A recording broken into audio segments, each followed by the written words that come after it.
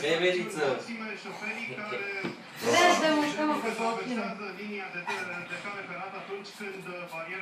Ieși! Populația de vină? E să nu-i rup unghiile. Nu ai rupt, mă, nimica cu ea. Uite-te, mă, că dă varianta acolo, pieptul te joci cu pisica. Un an, nu mai 2 ani, un an. La ce?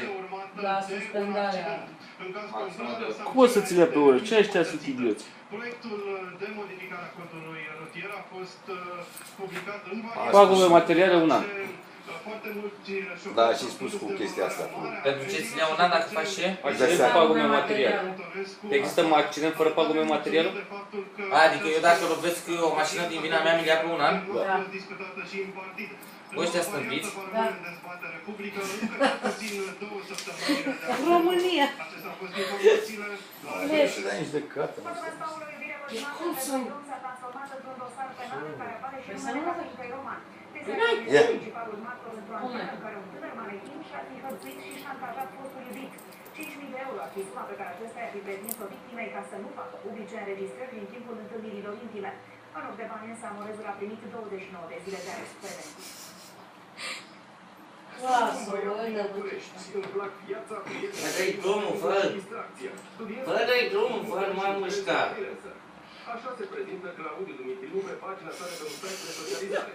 Pe aceeași pagină pe care nu s-a ferit să posteze mai multe fotografii. Hai, mă, te sparte, când plecăm la 12? Victimă. Păi, miroși. Îl acuză pe primări de violare de domiciliu. Să filmează asta. După ce încă din martie, dar și amenințat pe partenerul său că face publice filme din timpul întâlnirilor intime dacă nu primește 5.000 de euro. Bă, dacă vrea să-i dea drumul ăla. Așa cum iau. Arată mai bine. În timpul acțiunii de flagrant, învinuitul a sustras părții vătămate un telefon de o valoare mare pe care ofițerii de poliție Ce-ți face, mă?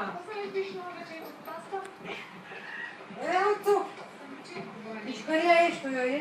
Fă, dă mingea! Fă! Dă mingea! Na! Dă drumul! Dacă dă ea drumul la muze. Mai e o chestie foarte ciudată pe mine la foarte. Și că s-a băgat aia varianta aia cu câine de luptă. Sau de... Și... Mă, ai văzut că toată țara căcăie de știrea asta. Tot poporul mai asta vorbește pe Facebook. Mă, dacă vorbește vreun crescător sau asociația criminalistică sau nimic, nicio vorbă nu spune.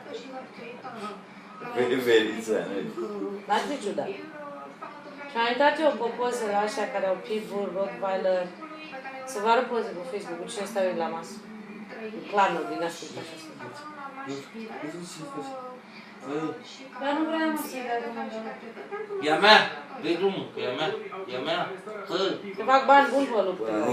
Până nu vine cineva la conducere în România, unul care să pună... Ești parlament.